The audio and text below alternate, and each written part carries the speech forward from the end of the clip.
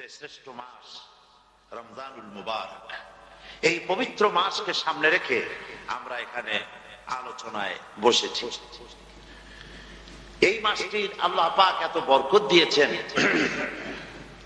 এই মাসটি সম্পর্কে রাসূল করিম সাল্লাল্লাহু আলাইহি ওয়াসাল্লাম আখিরি শাবানে খুতবা পেশ করেছিলেন এবং সেই খুতবায় তিনি বলেছিলেন, হে উপস্থিত জনগণ, হে মানব মণ্ডলী, আল্লাহ পাক আমাদের জন্য একটি পবিত্র মাস আমাদেরকে দিচ্ছেন, দান করেছেন, যে মাসটির নাম হচ্ছে রমাদান।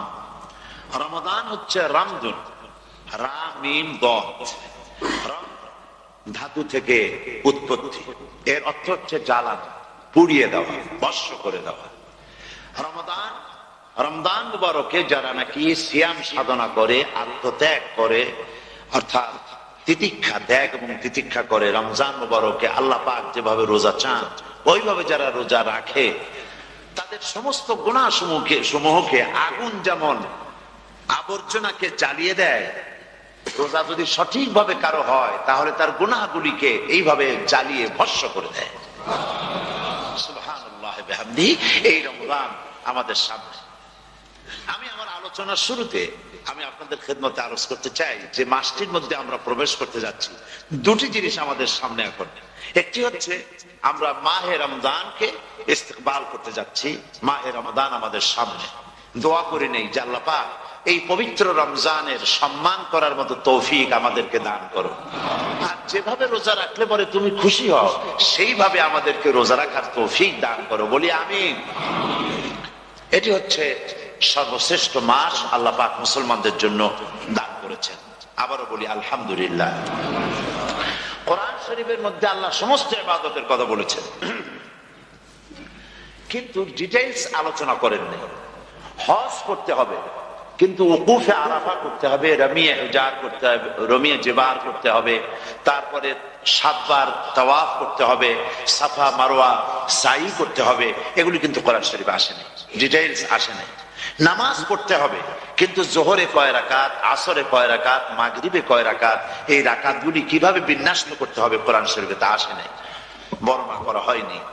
যাকাত দিতে হবে, কিন্তু কত টাকা হলে কত টাকা দিতে হবে, কত মন ধান হলে কতটুকু দিতে হবে, কত ছাগল হলে, কত গরু হলে, কত পরিমাণ সোনা হলে, কত পরিমাণ দ্রব্য মজুদ থাকলে যাকাত দিতে হবে, এর বিস্তারিত বিবরণ কোরআন শরীফে আসে নাই। চিন্তা হতে পারে যে তাহলে এগুলো আমরা পাইলাম কই? আমরা পেয়েছি কোরআনের ব্যাখ্যা হচ্ছে রাসূল করিম সাল্লাল্লাহু আলাইহি ওয়াসাল্লাম। হুজুর এটাকে আমাদেরকে বলে দিয়েছেন, তিনি সারে ছিলেন, শরীয়ত প্রণেতা ছিলেন। তো সমস্ত ইবাদতকে আল্লাহ পাক সংক্ষেপে সংক্ষেপে তিনি আউটলাইন অথবা গাইডলাইন তিনি দিয়েছেন আল্লাহ পাক।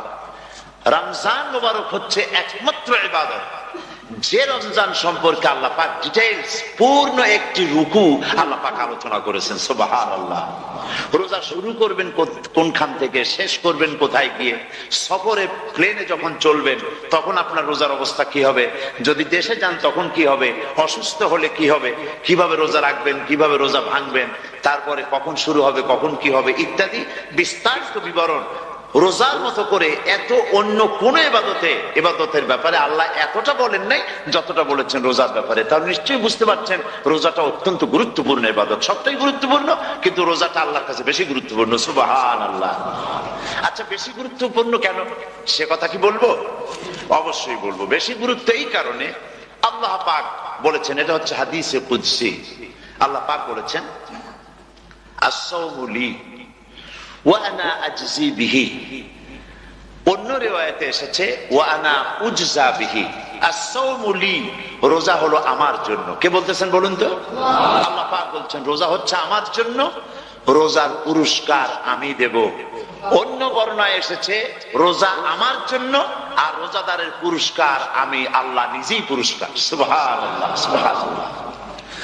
তাহলে প্রশ্ন আসে, আল্লাহ পাক বলছেন রোজা আমার জন্য, আস-সাওমু লি। আল্লাহ তো এই কথা কোথাও বলেননি আজ-যাকাতু লি, আস-সালাতু লি, আল-হাজ্জু লি। রোজা আমার কি বলে, যাকাত আমার জন্য, হজ আমার জন্য, নামাজ আমার জন্য, এ কথা কিন্তু আল্লাহ বলেন নাই। অবশ্যই আমরা যাকাত হোক, নামাজ হোক, হজ হোক কার জন্য করি? আল্লাহর জন্য করি। রমজানের ব্যাপারে আল্লাহ খাস করেছেন যে আস-সাওমু লি, রোজা আমার জন্য। এই কথাটার অর্থ কি, তাৎপর্য কি, ব্যাখ্যা কি, সিগনিফিকেন্স কি? এর সিগনিফিকেন্স হচ্ছে এই যে প্রত্যেকটা ইবাদতের দুটি ধরন আছে। কয়টা ধরন বলুন তো? দুটি ধরন। একটি ধরন হচ্ছে বাহ্যিক, আর একটা হচ্ছে আভ্যন্তরীণ। প্রত্যেকটা ইবাদতের দুটি দিক আছে, একটা মানুষকে দেখানো আর একটা ভেতরে। যেমন নামাজ, একটি লোক নামাজ পড়ে না, কিন্তু এমন একটা সমাবেশের মধ্যে পড়ে গেছে, সবাই নামাজ পড়ে। এখন আমি যদি নামাজ না পড়ি তাহলে লোকে বলবে কি? তখন উজু আছে কি না আছে দাঁড়ায় গেল আল্লাহু আকবার। তাহলে দেখা গেল নামাজ আল্লাহর জন্য পড়ে, আবার মানুষের জন্য দেখাবার জন্য করে। যাকাত এটা দেয় মানুষে, তার নিয়তটাকে আল্লাহ পাক ভালো জানেন। কিন্তু কিছু লোক তেমন আছে, যাকাতের নামে লুঙ্গি, আমাদের দেশে আছে, এখানে কি করে আমি জানি না, লুঙ্গি শাড়ি কিনে তারপরে বাড়িতে সব জমা করে এরপরে গরিবদের দাওয়াত দেয় এবং সকলকে দেখায় এভাবে লুঙ্গি দিল, শাড়ি দিল, লোকেরা দেখলো যে যাকাত দিল, খুব যাকাত দিয়েছে। কোরবানির ব্যাপারে এভাবে বিরাট একটা গরু কিনলো, কিনে মানুষকে দেখাইলো। চট্টগ্রামে আছে সবচেয়ে বড় দামের গরু একটা কিনে গরুর গলায় মালা একটা পরাইয়া তারপরে শহর ঘুরায়। এখন অবশ্য এটা কমে গেছে আগের থেকে অনেক। মানুষ দেখুক যে অমুকে এই গরুটা কোরবানি করেছে। এটা কি কোরবানির জন্য হলো না মানুষকে দেখাবার জন্য হলো? হজ, টাকা আছে, লোকেরা বলবো কি যে এত টাকার মালিক তাও হজে যায় না, সুতরাং যাই একটু হজ করে আসে। তাহলে হজ করা গেল, আবার মানুষকে দেখাবার জন্য করলো। দুটি জিনিস আছে। কিন্তু একমাত্র রোজা যদি কেউ রাখে মানুষকে দেখাবার জন্য, সকাল থেকে শুরু করে সন্ধ্যা পর্যন্ত না খাইয়া কোনো পাগলও থাকবে না। বলেন আপনারা ঠিক কিনা? সে তো মানুষকে দেখাবার জন্য দাঁত টাত পরিষ্কার করে নিল, আর দুপুরে ভাত খাই নিল, বউতেও টের পাইল না। পারবে কিনা? পারবে। টয়লেটে গিয়ে খাই নিল ভালো করে, কোন একটা আড়াল জায়গা নিয়ে খেয়ে গেল, বাচ্চাও দেখলো না, বউতেও দেখলো না, খেয়ে নিল। তাহলে সে তো রোজা রাখলো না। আল্লাহ পাক বলছেন আস-সাওমু লি, রোজা হচ্ছে আমার জন্য। যে রোজা রাখে আমার জন্যই রাখে, মানুষকে দেখাবার জন্য সারাদিন না খেয়ে থাকার কোনো প্রশ্নই ওঠে না। সুবহানাল্লাহ। সুতরাং রোজা যে রাখলো সে আমার জন্যই রাখলো। ওয়া আনা আজজি বিহি, রোজার পুরস্কার আমি আমার হাত দিয়ে দেব। সুবহানাল্লাহ, আমার হাত দিয়ে দেব। ম্যানেজার যদি বলে এই কাজগুলি করলে পরে বেতন, নির্ধারিত বেতন পাবা, আর এইটা যদি করো তাহলে বেতনটা আমি দেবো আমার হাত দিয়ে, তাহলে এমপ্লয় যারা তারা বুঝতেই পারবে যে মালিক যখন নিজেই দেবে তাহলে ম্যানেজারের মতো দেবে না, মালিক মালিকের মতোই বড় করে দেবে। তো আল্লাহ পাক ফেরেশতাদের কাছে এটা রাখেন নাই, সব নাকি তোমরা লেখো গিয়া, আর রোজার সওয়াব আমার হাত দিয়ে আমি দেব। সুবহানাল্লাহ। এরপরে আল্লাহ পাক বলছেন, অন্য রিওয়ায়াতে এসেছে রোজা আমার জন্য, আর রোজাদারের পুরস্কার আর কিচ্ছু না, রোজাদারের পুরস্কার আমি আল্লাহ নিজেই পুরস্কার হয়ে যাব। সুবহানাল্লাহ। হাদিস শরীফে এসেছে রোজা রাখলে পরে ক্ষুধার কারণে, খালি পেটে থাকার কারণে টক্সিন জাতীয় এক প্রকারের গ্যাস তৈরি হয় পেটের ভেতরে, স্টমাকের মধ্যে, ফলে মুখে এক রকমের দুর্গন্ধের সৃষ্টি হয়। নবীজি বলেছেন রোজাদারের মুখের থেকে যে গন্ধ বের হয় আল্লাহ পাকের কাছে রোজাদারের মুখের গন্ধ মেশক আম্বারের চাইতে বেশি পবিত্র। আপনার মুখের গন্ধটাও আল্লাহর কাছে পবিত্র। রোজাদারের জন্য, রোজাদারদের জন্য জান্নাতের একটি দরওয়াজা খাস করে রাখা হয়েছে, যার নাম রায়্যান। এই দরওয়াজা রোজাদারদের জন্য, কেবলমাত্র রোজাদারেরা সেখান থেকে প্রবেশ করবে, আর কেউ প্রবেশ করতে পারবে না। এই রোজাদারদের সম্পর্কে আল্লাহ পাক বলেছেন, হাদিস শরীফে এসেছে, বুখারী শরীফের হাদিস, রাসূল করিম সাল্লাল্লাহু আলাইহি ওয়াসাল্লাম বলেছেন লিসাইমে ফারহাতান, ফারহাতুন ইনদা ফিতরিহি ওয়া ফারহাতুন ইনদা লিকাই রাব্বিহি। রোজাদারের জন্য দুইটা খুশি। কয়টা খুশি বলুন তো? কে বলছেন?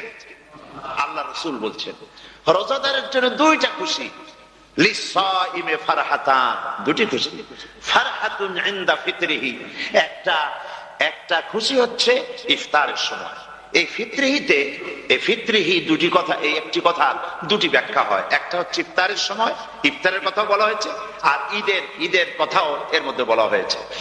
ইফতারের সময় হলো একটা খুশি, আর একটা আরেকটা খুশি হচ্ছে ইনদা লিকাই রাব্বিহি, যখন রোজাদারের সঙ্গে আল্লাহ পাক দেখা করবেন তখন হবে আরেকটা খুশি। তার মানে হচ্ছে রোজাদারদের সঙ্গে স্পেশাল আল্লাহ রাব্বুল আলামিন সাক্ষাৎকারের ব্যবস্থা করবেন। সুবহানাল্লাহ। তাহলে দুটি জিনিস হলো, একটা হলো ইফতারের জন্য দুটা, রোজাদারের জন্য দুটা খুশি, একটা হলো ইফতারের সময়, আর একটা হচ্ছে আল্লাহর সঙ্গে যখন দেখা করবে। তো ইফতারের যে খুশিটা, এই খুশি রোজাদার ছাড়া কেউ বুঝবে না। ইফতার সারাদিন রোজা রাখার পর সামনে পেঁয়াজি, বেগুনি, সালাদ, তরমুজ, মিষ্টি, তারপরে আম্বালা সুইট মিটের নানান রকমের মিষ্টি, এরপরে মুড়ি, কত কিছু সব সামনে নিয়ে বসে আছে। দেখছেন অবস্থা? সমস্ত কিছু সামনে বসা, ঘড়ির দিকে তাকানো।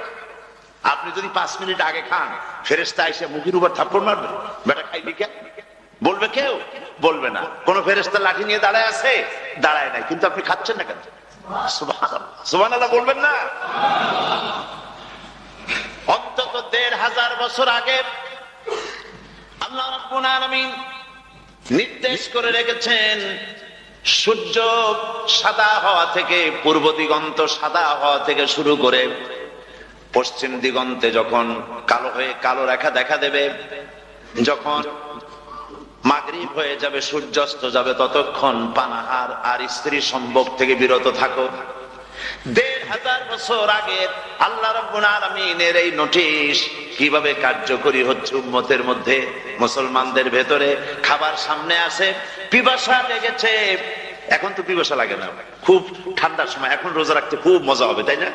খুব মজার রোজা। কিন্তু এই রোজা যখন জুন মাস আর জুলাই মাসে আসবে, তখন টের পায় মানুষ রোজা কাকে বলে। প্রচন্ড পিপাসা, সামনে সব খাবার পড়ে আছে, একটা খাবারের দিকে রোজাদারের হাত যায় না, ঘড়ির দিকে তাকায় আর চুপ করে বসে বসে আল্লাহ জিকির করতে থাকে। আল্লাহ কয়, ফেরেশতারা দেখ, এই বান্দা বানাইতে নিষেধ করছিলি। সুবহানাল্লাহ। আল্লাহ খুশি হয়ে যায়। রোজাদার অপেক্ষা করতে থাকে, ঠিক যখন কাটায় কাটায় সময়টা এসে গেছে, তখন আল্লাহর নাম করে খুরমা দিয়ে, পানি দিয়ে ইফতার শুরু করে দিল। আল্লাহ পাক খুশি হয়ে গেলেন। এই যে ইফতার, সারাদিন রোজা রেখে ইফতার করায় যে মজা, রোজা রাখলো না এরকম লোকেরাও কিন্তু ইফতার করে না? পুরান ঢাকায় আছে, ঢাকা তো কয়েকটা এলাকা আছে, পুরান ঢাকার লোকেরা নাকি বলে যে, যারা রোজা রাখে না তারা বলে যে, রোজা না রাখে একরকম পাপ করছি, আর ইফতার না করে কবিরা গুনাহ করবো নাকি, ইফতার তো করাই লাগবে। তো খুব মজা করে ইফতার করে তারা। তো সারাদিন রোজা রেখে পেঁয়াজি, ছোলা, বুট, মুড়ি খাওয়ায় যে মজা, সারাদিন ভাত খাইয়া তারপরে ইফতারের শরীক হওয়া, ছাগলে ঘাস খেলে যেমন লাগে ওইরকম তার মুখে লাগে, এই মজা পাবে না। রোজাদারের যে মজা লাগে সেই মজা সে পাবে না।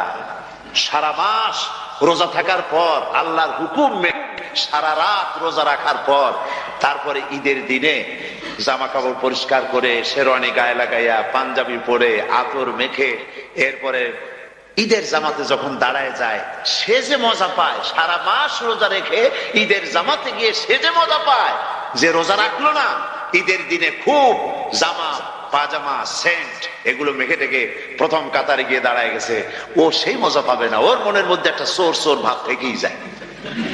সে মনে মনে ভাবে, এই জামাত আমার না, জোর করে আসছি, এইখানে দাঁড়াবার যোগ্যতা আমার নাই। মনের মধ্যে সে একটা অপরাধী ফিল করে, সে ফিল করতে থাকে। সুতরাং রোজাদারের জন্য দুইটা খুশি, একটা হচ্ছে ইফতারের সময়, আর একটা খুশি হবে যখন আল্লাহ তাদেরকে দেখা দেবেন। সুবহানাল্লাহ। এই রোজা আল্লাহ পাক দান করেছেন। আচ্ছা, কি জন্য রোজা আমাদের দিলেন? এই জন্য দিয়েছেন যে একটা মাস পৃথিবীর মুসলমানরা না খেয়ে থাকুক দিনের বেলায়, ওই না খেয়ে থাকার যে খাবারগুলি বাঁচবে, এগুলি আল্লাহ অন্য কোন এলাকার মানুষদের খাওয়াবেন নাকি? এই জন্য করেছেন রোজা, এই জন্য করেন নাই। রোজার ফজিলত আল্লাহর নবী বলেছেন, রমজান মুবারকের এত ফজিলত, মানুষ যখন কোন ইবাদত করে, আল্লাহ পাক সেই ইবাদতের নেক আমলের সওয়াব 10 থেকে শুরু করে 700 পর্যন্ত বাড়ায় দেন। 10 থেকে শুরু করে 700 বাড়ায় দেন, ইল্লা সাওম, রোজা ছাড়া। নবীজি বলেছেন, রমজান মুবারকে কেউ যদি একটি নফল কাজ আদায় করে, একটি নফল ইবাদত করে, অন্য মাসের একটি ফরজ আদায় করার সওয়াব আল্লাহ পাক নামায় আমলে দিয়ে দিবেন। রমজান মুবারকে কেউ যদি একটি ফরজ আদায় করে অন্য মাসের 70টি ফরজ আদায় করার মতো সওয়াব আমলনামায় আল্লাহ দিয়ে দিবেন। সুবহানাল্লাহ। এই মাস আমাদের সামনে, আল্লাহু আকবার বলি, আল্লাহু আকবার বলি, আলহামদুলিল্লাহ। এই পবিত্র মাস আমাদের সামনে। এই মাসে এত সওয়াব নফল হয় ফরজের মতো, আর ফরজ হয় 70টা ফরজের মতো। এত সওয়াব কেন হইল? আমরা না খেয়ে থাকি সেই জন্য নাকি? বলতে পারেন কেন হলো? একটি কারণ, শাহরু রমাদান আল্লাযী উনজিলা ফীহিল কুরআন। সুবহানাল্লাহ বলবেন না? এই রমজান মাস হচ্ছে সেই মাস যে মাসে আল্লাহ রাব্বুল আলামিন কোরআনে কারীমকে নাযিল করেছেন। এই মাসের মধ্যে একটি রাত আছে, খায়রুম মিন আলফি শাহর, যে রাতটি 1000 মাসের চাইতে বেশি গুরুত্বপূর্ণ আল্লাহর কাছে। সুবহানাল্লাহ। একটি রাত 1000 মাসের চাইতে গুরুত্বপূর্ণ। 1000 মাস ক্যালকুলেটর দিয়ে হিসাব করলে দেখা যায় যে 1000 মাসে 83 বছর 4 মাস হয়। তাহলে তার অর্থ কি এই যে একটানা 83 বছর 4 মাস ইবাদত করলে যে সওয়াব হবে, এই রাত্রে ইবাদত করলে সেই সওয়াব হবে? হতে পারে, এরকম হতে পারে, কিন্তু ব্যাখ্যাটা হচ্ছে আরবিতে আলফুন শব্দ দিয়ে 1000 বোঝানো হয় না। আরবিতে যখন আলফুন বলা হয় তাহলে বোঝা যায় সংখ্যাধিক্য, বিপুল সংখ্যা, হাজার হাজার হাজার হাজার, থাউজেন্ডস এন্ড থাউজেন্ডস। এইটাকে বোঝানোর জন্য আরবিতে ব্যবহার করা হয় আলফুন, হাজার হাজার। তাহলে আল্লাহ কি বোঝাতে চাচ্ছেন? আল্লাহ রাব্বুল আলামিন তিনি আয়াত দ্বারা বুঝাতে চান, এর ব্যাখ্যা হচ্ছে এই পৃথিবীর মানবতার কল্যাণের জন্য, এই পৃথিবীর মানুষের ভালাইয়ের জন্য, মঙ্গলের জন্য হাজার হাজার মাস ধরে এই পৃথিবীর মানুষের যে কল্যাণ হয় নাই, এই রমজান মুবারকে একটা রাত আছে যেই রাতে আল্লাহ রাব্বুল আলামিন মানবতার সেই কল্যাণ করেছেন। সেই কল্যাণ কি দিয়ে করেছেন? শাহরু রমাদান আল্লাযী উনজিলা ফীহিল কোরআন, কোরআন নাযিল করে পৃথিবীর মানুষকে সেই কল্যাণ আল্লাহ দিয়েছেন। সুবহানাল্লাহ। বন্ধুগণ, কোরআন, কোরআন কি নিয়ামত আমাদের কাছে! সেই নিয়ামতকে আমরা চিনলাম না, আমরা বুঝতে পারলাম না কত বড় নিয়ামত আল্লাহ আমাদের দান করেছে। এই কোরআন যেন আপনি শুনতে পারেন, পড়তে পারেন, বুঝতে পারেন, সেই জন্য আল্লাহ রাব্বুল আলামিন শরিয়াত কি সুন্দর ব্যবস্থা করেছে। কোরআন শোনার জন্য রমজান মুবারকে তারাবিহের নামাজের ব্যবস্থা করা হয়েছে। সুবহানাল্লাহ, সুবহানাল্লাহ। যারা সব সময় পড়তে পারেন না, কোরআন তেলাওয়াত জানেন না, অথবা সারা বছরও এক খতম কোরআন শরীফ পড়া হয় না, শরিয়ত কি সুন্দর বিধান করলো যে আপনি যেন 30 পারা কোরআন শরীফ শুনতে পারেন। এই ব্যবস্থা তারাবিহের নামাজের মধ্যে শরিয়ত করে দিয়েছে। আলহামদুলিল্লাহ, আলহামদুলিল্লাহ। যাদের টাকা কড়ি আছে আমি তাদেরকে অনুরোধ করব, যদি পারেন তাহলে মেহেরবানি করে রমজান মুবারকে উমরা পালন করবেন। আমি উমরার নিয়ত করে এসেছি, ঢাকা থেকে উমরার নিয়ত করে এসেছি, আপনাদেরকে দেখে গেলাম। আর আমি এখান থেকে ডাইরেক্ট মদিনা মুনাওয়ারায় চলে যাব ইনশাআল্লাহ। লাইলাতুল কদর পর্যন্ত হারামাইন শরীফাইনে কাটাতে চাই, নিয়ত করেছি। আপনারা দোয়া করুন আল্লাহ যেন কবুল করেন। কি মজা যখন আপনি হারামাইন শরীফাইনে যখন তেলাওয়াত শুনবেন, আপনার কাছে মনে হবে যেন কোরআন শরীফ নাজিল হতেছে। সুবহানাল্লাহ। সেখানে তো নামাজের পরে হাত তুলে মোনাজাত করা হয় না, শুধুমাত্র রমজান মুবারকে বেতেরের নামাজের মধ্যে ইমাম সাহেব হাত তুলে মোনাজাত করেন। গত বছর রমজান মুবারকের লাইলাতুল কদরে আমি ছিলাম, গত কয়েক বছর ধরে আল্লাহ যাওয়ার তৌফিক দিয়েছেন দয়া করে। সেখানে লাইলাতুল কদরে পত্রিকাগুলি লিখেছে 30 লাখের উপরে লোক ছিল মক্কা শরীফের, হারাম শরীফে 30 লাখের উপরে। যখন তেলাওয়াত হচ্ছে, মোনাজাত করতেছেন ইমাম সাহেব কাঁদতেছেন, মোনাজাত করতেছেন, কাঁদতেছেন, আর গোটা হারাম জুড়ে কান্নার রোল পড়ে গিয়েছে। কিভাবে কাঁদতেছে! সারাদিন মানুষ রোজা রেখে তারপরে ইফতার করতে যখন বসে, আমি সেই জান্নাতের কথা কেমনে আপনাদের বুঝাবো? রসগোল্লা কেমন লাগে বক্তৃতা দিয়ে 6 ঘন্টা বক্তৃতা দিয়েও বোঝানো যাবে না। যদি মুখের মধ্যে ঢুকাইতে পারি তাহলে বুঝবেন যে মজাটা কি। এটা তো আমি বুঝাইতে পারবো না কি মজাটা লাগে। সারাদিন রোজা রাখার পর সমস্ত লক্ষ লক্ষ মুসল্লিরা বসে আছে মক্কা শরীফে, কাবা শরীফ সামনে, এখানে বসে আছে। রোজাদারের সামনে আছে জমজমের পানি আর মদিনা মুনাওয়ারার ফরমা, আল্লাহর ঘর সামনে। জান্নাতের থেকে আর কাকে বলে সুবহানাল্লাহ। আর মসজিদে নববীর ভিতরে মদিনার আকর্ষণ কাশাস আলাদা। মদিনা শরীফে আপনাকে যদি পাইয়া যায় কোন আরব, কোন মাদানী, আপনারা ছাড়বেই না, আদর করে পাশে বসাবে, তোমারে আমি এই জিনিস খাওয়াবো, এইটা দিয়ে ইফতার করাবো, আমার কাছ দিয়ে তুমি উঠতেই পারবে না, আপনাকে জোর করে বসায় দিবে। মসজিদে নববীতে রিয়াদুল জান্নাহ রাসূল করিম সাল্লাল্লাহু আলাইহি ওয়াসাল্লামের কবর শরীফের কাছে বসে আপনি ইফতার করতেছেন, কত বড় নসিব। সেই জন্য আমি বলি, হলিডে করার জন্য আমেরিকা, সিঙ্গাপুর, হাবিজাবি এই সমস্ত ঘুরে কোনো লাভ নাই। হলিডে করতে চান, রমজান মুবারকে চলে যান হারামাইনুল শরীফাইন, মদিনা আল মুনাওয়ারা, মক্কা আল মুকাররমা, কপাল খুলে যাবে, জিন্দেগীর সমস্ত গুনাহ খাতা আল্লাহ পাক maaf করে দিবেন। রাসূল করিম সাল্লাল্লাহু আলাইহি ওয়াসাল্লাম বলেছেন, রমজান মুবারকে যে উমরা করলো সেজন্য হজ আদায় করলো। সুবহানাল্লাহ। অন্য রিওয়ায়াতে এসেছে, যে ব্যক্তি রমজান মুবারকে উমরা করলো সেজন্য আমার সাথে হজ আদায় করলো। সুবহানাল্লাহ। তো বলতেছিলাম যে কোরআনে কারীম হচ্ছে একটি বিরাট নিয়ামত। এই নিয়ামত শোনানো হয় রমজান মুবারকে। আমি এবার এসে খুব খুশি হলাম একথা শুনে যে ইস্ট লন্ডন মসজিদ তারা একটা ব্যবস্থা করেছে, সুন্দর একটা রেডিও তারা আবিষ্কার করেছে। না কি করছেন আপনারা? ট্রান্সমিটার তৈরি করেছেন। ওনারা ওখানে রেডিও বিক্রি করেন, আপনারা বহুটা খরচ করেছেন, তারা হাজার হাজার পাউন্ড খরচ করে টাওয়ার বানিয়েছেন এবং একটা ফ্রিকোয়েন্সি তারা নিজেরা নিয়েছেন, আর রেডিওগুলি 125 পাউন্ড করে ওনারা দিচ্ছেন খরচ হিসেবে। এটা যারা নিয়ে যায় ঘরের মধ্যে বসে তারাবিহের তেলাওয়াত তারা শুনতে পাবেন। মহিলারা অনেক সময় আসতে পারেন না, মহিলারা ঘরে বসে শুনতে পারবেন। ওই ইস্ট লন্ডন মসজিদে যত ওয়াজ হবে, তেলাওয়াত হবে, নামাজ হবে, আজান হবে, ওয়াজ হবে, জিকির হবে, সব আপনার ঘরে বসে আপনি শুনতে পারবেন। আল্লাহ রাব্বুল আলামিন এই ইকদামকে, এই পদক্ষেপকে আল্লাহ কবুল করুন, সবাই বলেন আমিন। এবং প্রত্যেকের ঘরে ঘরে এই রেডিও পৌঁছে যাক, আমরা বলি আমিন। আল্লাহ যেন কবুল করেন। আপনি ঘরে বসে মসজিদের সমস্ত প্রোগ্রাম পেতে পারবেন। আর কি সুন্দর, সেখানে যিনি তেলাওয়াত করেন, আজান দেন, আলহামদুলিল্লাহ, তার আজান শুনলে পরে তো মনে হয় যে আমি মক্কা শরীফে চলে গেছি, মদিনায় চলে গেছি। আর তেলাওয়াত কত সুন্দর, আলহামদুলিল্লাহ। আল্লাহ তার প্রতি রহম করুন, আমরা বলি আমিন। সুতরাং বলতেছিলাম যে এই পবিত্র রমজানুল মুবারক এটি কি জিনিসটা, কি জিনিসটা বুঝাবার জন্য আমি বলি, যেমন এই ঘড়িটা এটা কেনার পর 2-1 বছর পর এটা ফাস্ট হয় অথবা কি হয়, স্লো হয়ে যায়। তখন এটাকে সারার জন্য আমরা হসপিটালে দিই। হসপিটাল মানে লন্ডন হসপিটাল না, ঘড়িরও হসপিটাল আছে। তো ঘড়ির হসপিটালে দিলাম, ওরা এটাকে দেখে শুনে ওয়াইলিং করে টরে দিল ঠিক মতো।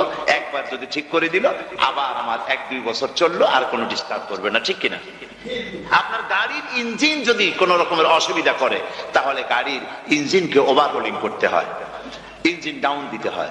একবার যদি ইঞ্জিন ডাউন দিলেন, ওভারহোলিং করলেন, তাহলে আপনার এই গাড়ি 5-6 বছরের জন্য আর হাত দিতে হবে না। এই কথাগুলি বুঝতে পারছেন কিনা? সারা জীবন, সারা মাস অন্যায় করার পরে, গুনাহ করার পরে মানুষের অন্তঃকরণে কালিমা লেগে যায়। আল্লাহ রাব্বুল আলামিন রমজান মুবারকের একটা ব্যবস্থা করেছেন, ইঞ্জিন ওভারহোলিং এর মতো, ইঞ্জিন ডাউন দেওয়ার মতো।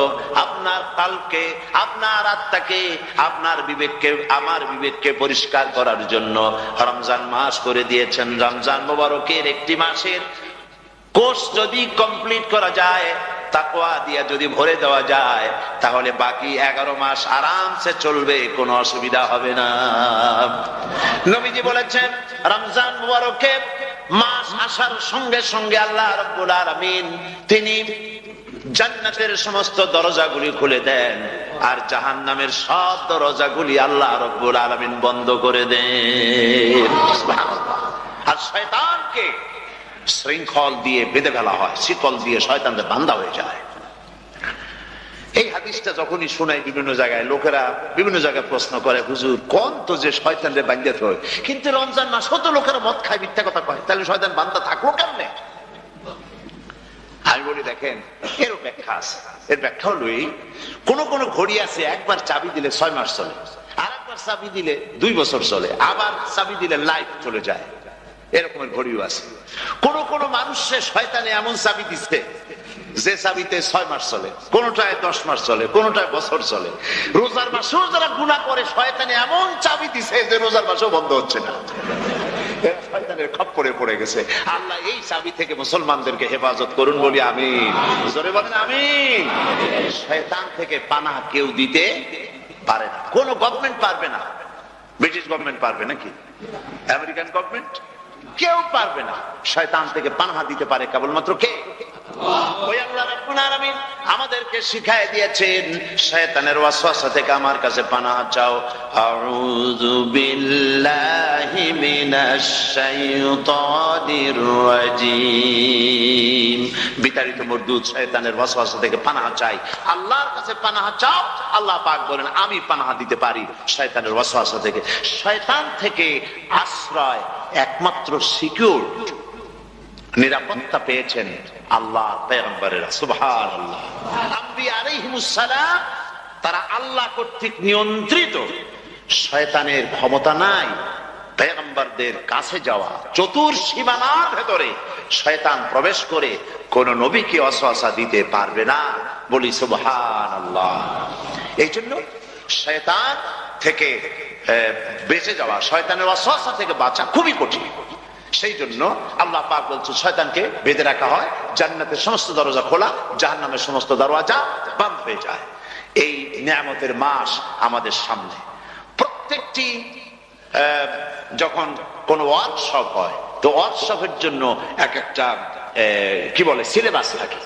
রমজান মুবারক একটা ওয়ার্কশপ, এই ওয়ার্কশপের মধ্যে একটা সিলেবাস আছে, সেই সিলেবাসের নাম হচ্ছে কোরআন। কোরআন কোরআন কোরআন নাজিলের মাসে আমরা কি কোরআন তেলাওয়াত করি? বলেন। রোজা হচ্ছে, হাদিস শরীফের মধ্যে বলা হয়েছে আস-সাওমু জুন্নাহ, রোজা হচ্ছে ঢাল। রোজা কি করত? ঢাল। বোঝেন তো ঢাল কি? প্রোটেক্টর। আপনি জিহাদের ময়দানে, যুদ্ধের ময়দানে নিরাপত্তার জন্য, বাইরের থেকে আক্রমণকে ভিড়াবার জন্য কি ব্যবহার করেন? ঢাল ব্যবহার করেন। রোজা হচ্ছে ঢাল, শয়তানের সমস্ত আক্রমণ থেকে বাঁচার জন্য রোজা হচ্ছে ঢাল।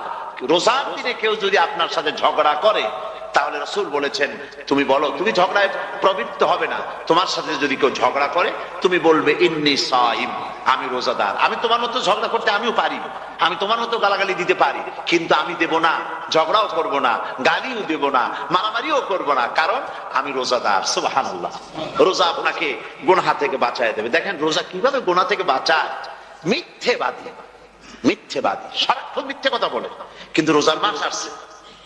এখন মিথ্যাবাদী যারা, তাদের ঘনিষ্ঠ লোকদের কাছে শুনেছি যে তারা বলে, যদি কোনো লোক দিনের বেলা আইসা যায় আর এমন কথা, যে কথা বলতে গেলে মিথ্যা বলা ছাড়া উপায় নাই তার জন্য, সে তখন বলে ভাই তুমি তো অসময় আসছো, এখন আমি খুব ব্যস্ত, আই এম ভেরি বিজি, তুমি রাত্রে আসো।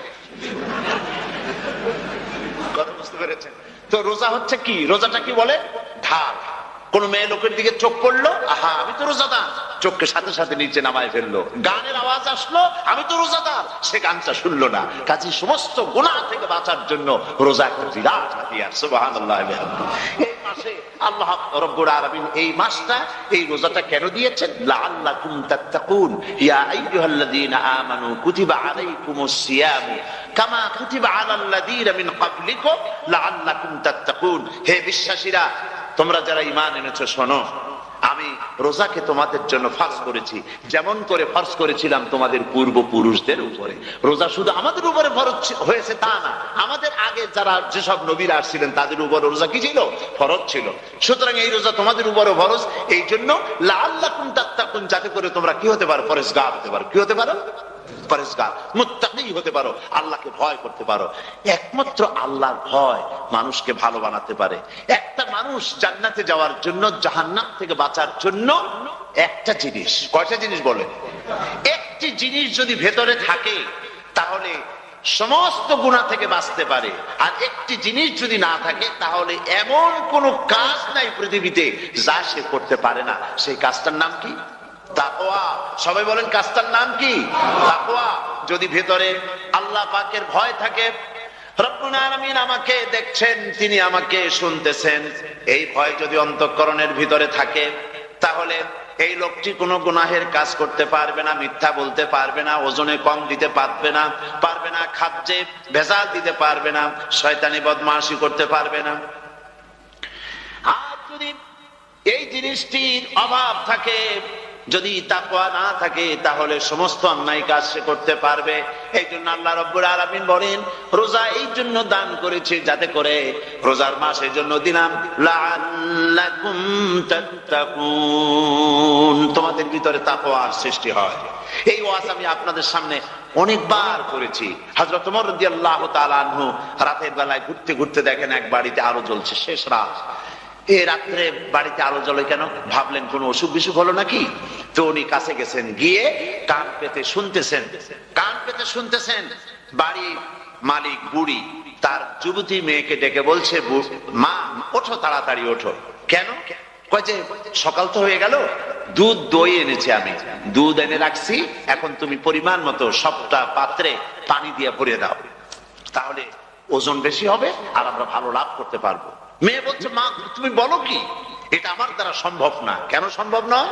হযরত ওমর এক ফরমান জারি করেছেন, তিনি বলেছেন পানিতে দুধের মধ্যে পানি মিশাতে নিষেধ করেছেন। তাছাড়া রাসূল করিম সাল্লাল্লাহু আলাইহি ওয়াসাল্লাম খাদ্যদ্রব্যে ভেজাল দিতে নিষেধ করেছেন। কাজী হযরত ওমরের এই নির্দেশকে আমি অমান্য করতে পারবো না। মা বলছে, দেখো ওমর এখন তো ঘুমাইতেছে, এত রাত্রে তিনি কি এখানে আসছেন নাকি আমাদের এই কারবার দেখতে, তুমি পানি মিশাও ইচ্ছে মতো।